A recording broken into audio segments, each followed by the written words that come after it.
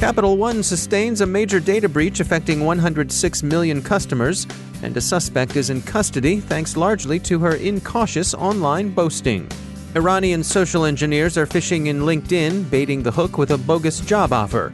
Wind River fixes VxWorks bugs, network-attached storage is being brute-forced, and a hacker claims to have doxed members of the Los Angeles Police Department.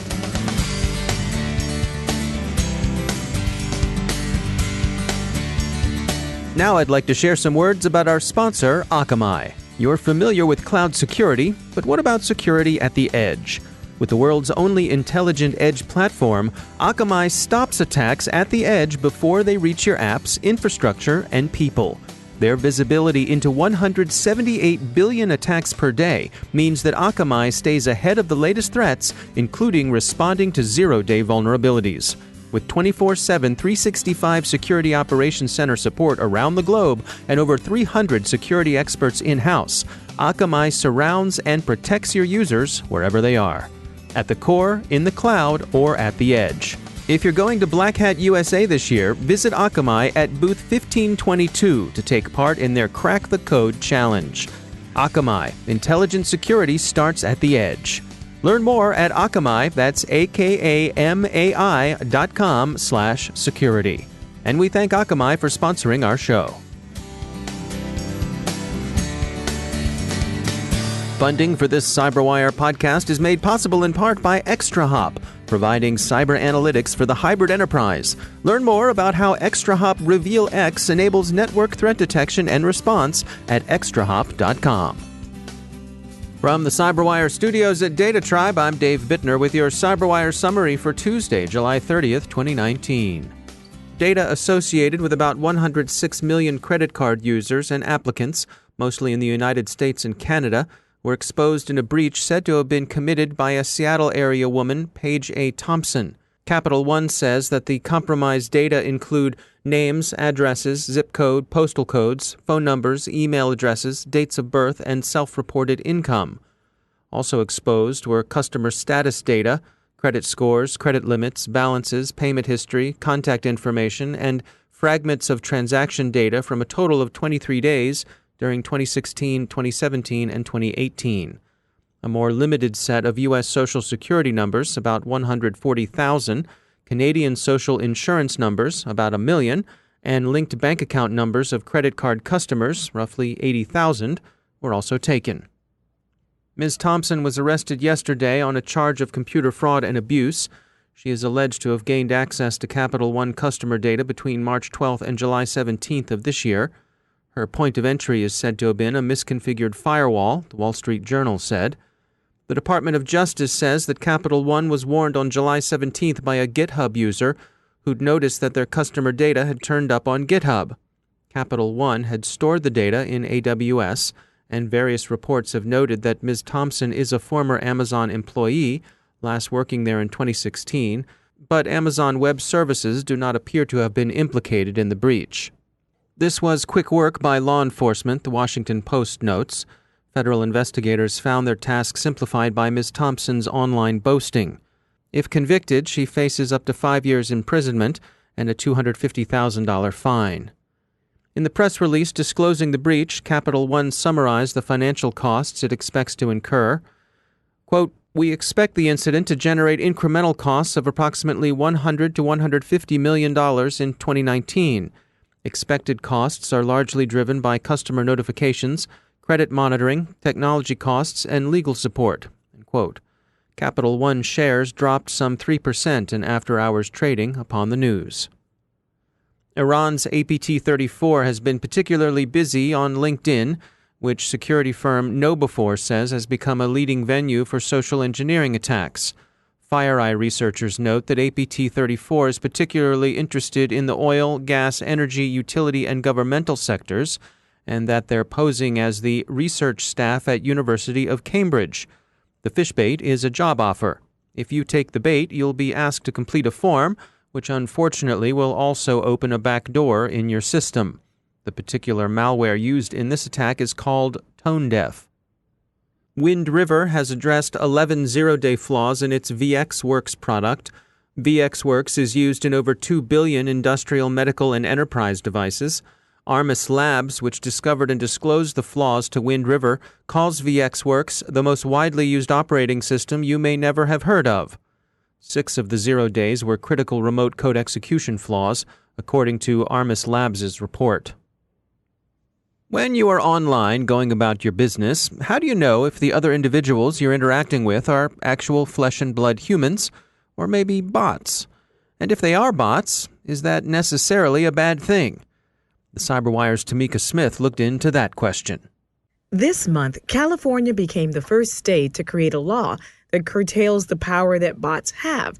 It essentially requires that they reveal that they are artificial in 2 instances, influencing a voter and selling a product.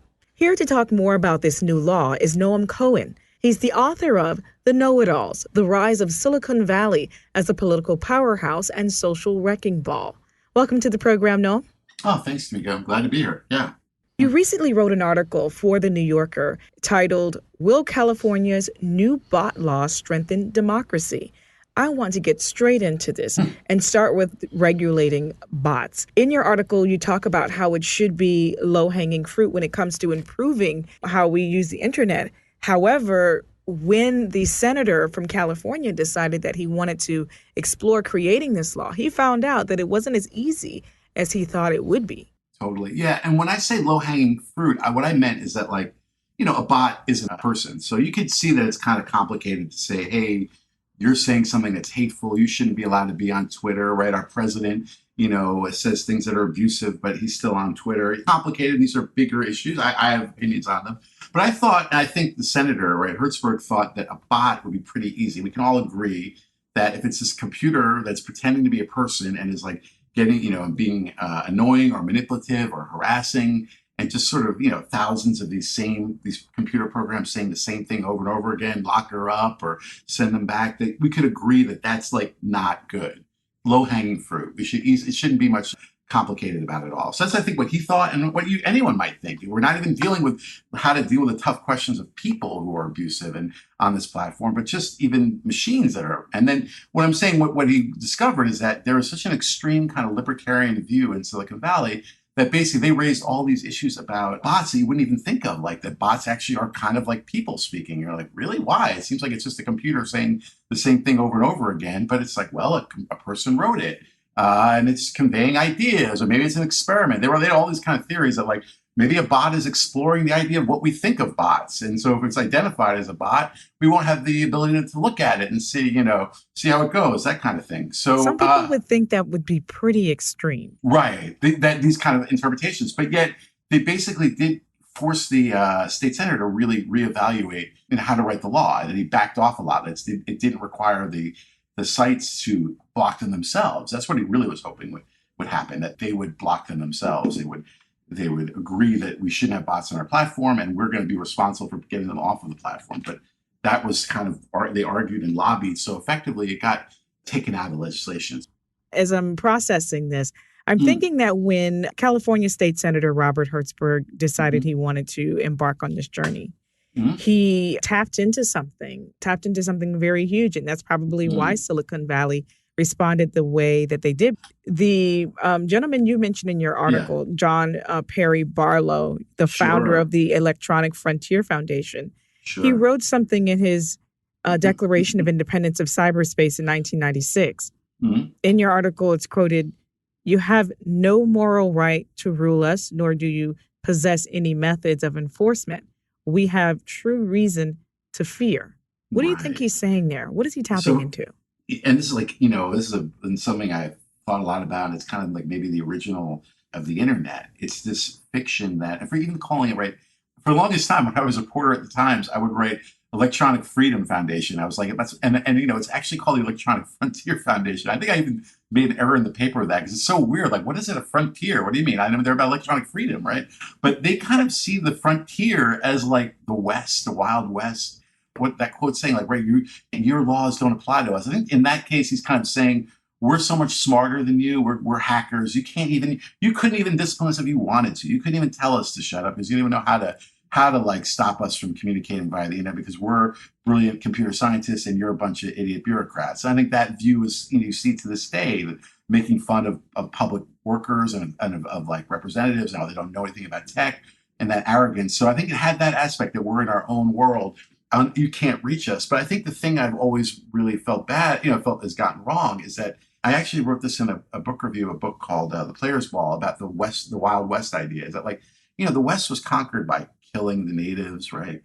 Killing Native Americans and obviously slavery built the country, all these original sins of our country. And it's like this myth that like it's just the Wild West and there's no history, no rules. So, not recognizing that when the internet isn't fair, it's going to play out that women and minorities are not going to be able to speak as much. So they can think it's like, hey, it's just freedom.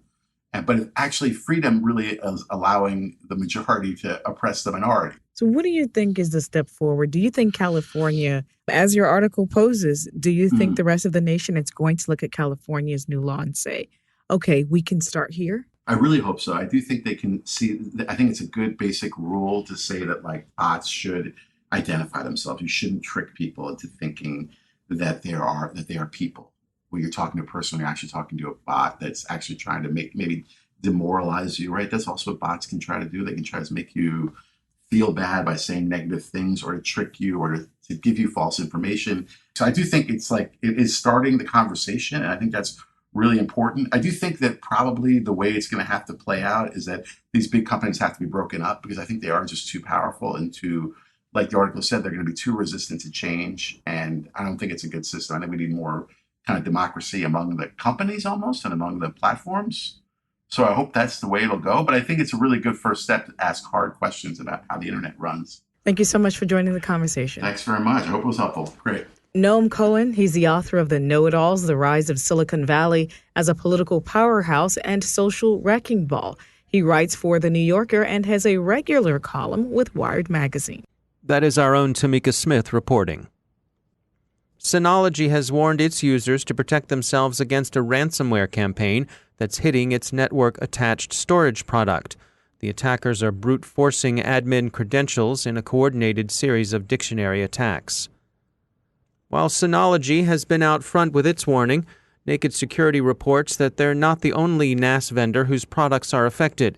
Indeed, the attack does not exploit any specific flaw in any NAS system. It's after credentials, and that's not a systemic problem. And finally, a self-proclaimed hacker has told the Los Angeles Police Department he's got data on some 2,500 police officers and about 17,000 recruits, according to Information Security Magazine. NBC4 Los Angeles says the police union is very unhappy. The incident remains under investigation.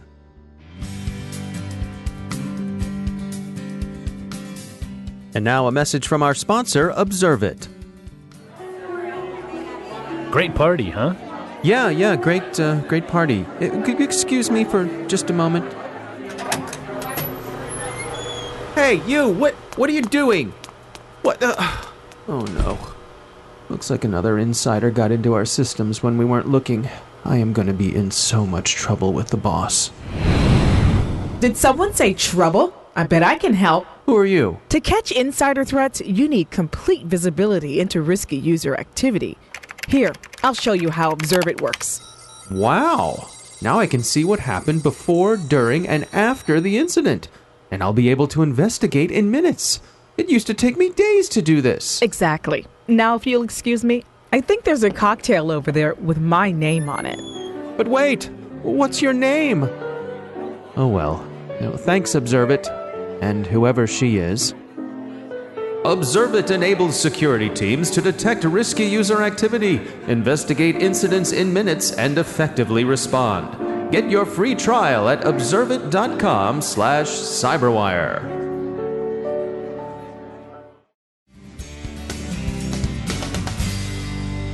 And I'm pleased to be joined once again by Ben Yellin. He's a senior law and policy analyst at the University of Maryland Center for Health and Homeland Security. Ben, it's always great to have you back. We had a story come by from The Atlantic.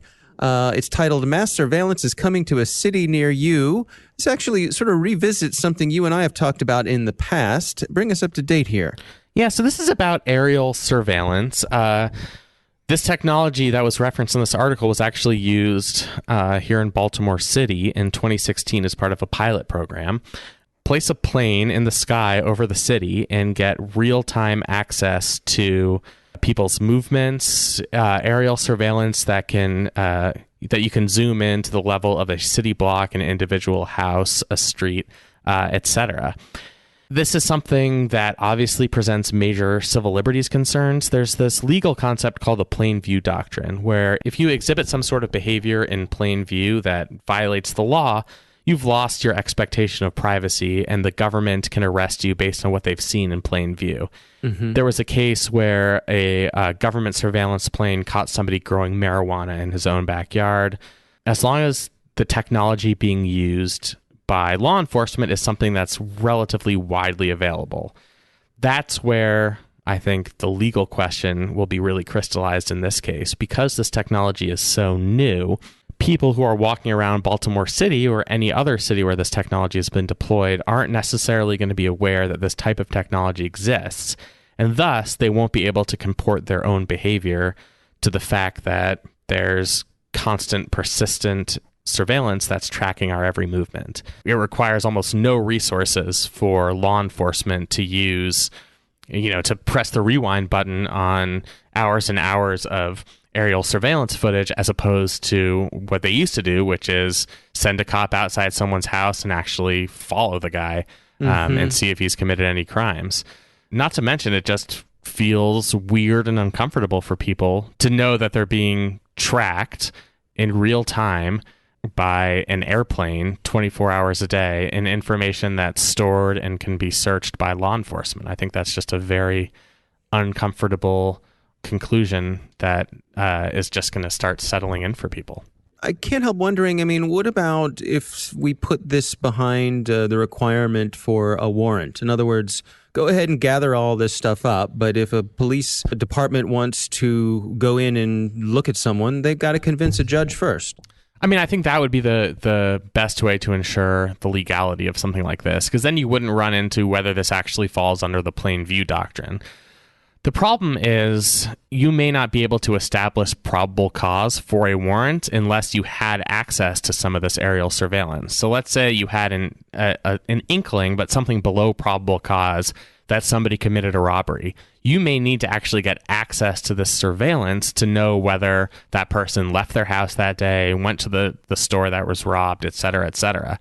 And what law enforcement is going to say is, we're trying to conduct an investigation. We don't have enough information to obtain a warrant. We would like access to the surveillance to see if we can connect this person with a crime. Yeah. And, I can see why that potentially could be compelling to jurisdictions like Baltimore City that have major violent and nonviolent crime problems. Yeah, I can really see the appeal to law enforcement, obviously, because let's say you had some sort of robbery at a store or something, the ability to go to the time of that robbery and then basically run everything in reverse and track back every vehicle that came to that place back to wherever they started from. Well, boy, that's a powerful law enforcement tool. It is. You just take normal blue light surveillance cameras and multiply it by the entire city. So it's an extremely effective law enforcement tool. But yeah, we've talked about so many of the potentials for abuse. One thing that this article talks about is, even though you'd think, well, this database of information that's being collected through aerial surveillance is so vast, no one's going to search, you as an individual, because they're just not going to have the time and resources to do it. But through machine learning, it's possible, and artificial intelligence, it's possible that the system can start to understand various patterns, where gang activity is located, where certain people are hanging out at certain times. And that information, is much easier to deduce without conducting searches of hundreds of thousands, the whereabouts of hundreds of thousands of individuals. And it could have the same effects on personal privacy. All right. Well, Ben Yellin, thanks for joining us. Thank you. And that's the CyberWire. Thanks to all of our sponsors for making the CyberWire possible, especially our supporting sponsor, Observit, the leading insider threat management platform. Learn more at observit.com. The CyberWire podcast is proudly produced in Maryland out of the startup studios of Data Tribe, where they're co-building the next generation of cybersecurity teams and technology. Our amazing CyberWire team is Stefan Vaziri, Tamika Smith, Kelsey Bond, Tim Nodar, Joe Kerrigan, Carol Terrio, Nick Valecki, Bennett Moe, Chris Russell, John Petrick, Jennifer Iben, Peter Kilpie, and I'm Dave Bittner. Thanks for listening. We'll see you tomorrow.